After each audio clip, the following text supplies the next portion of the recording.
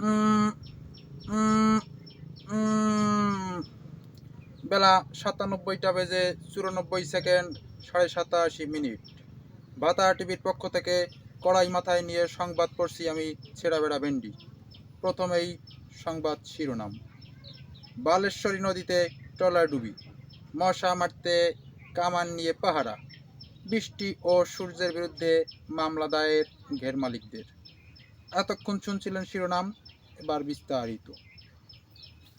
পাগলপুর থেকে ছাগলপুরের উদ্দেশ্যে একটি যাত্রীবাহী তেলাপোকার জাহাজ বালেশ্বরী নদীতে পৌঁছালে একটা বাইলে মাছের সাথে ধাক্কা লেগে ট্রলারটি মদনপুর মহাসড়কে তলিয়ে যায়।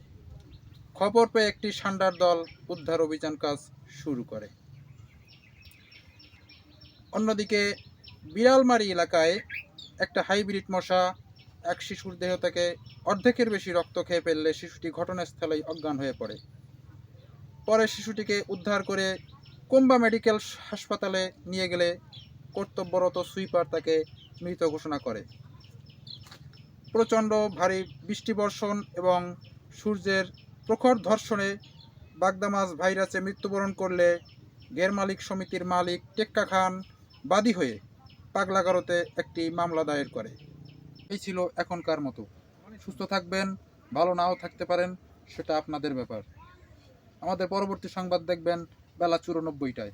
এই প্রত্যাশায় আমি বিদায় নিচ্ছি। ছেঁড়াপড়া ভেন্ডি।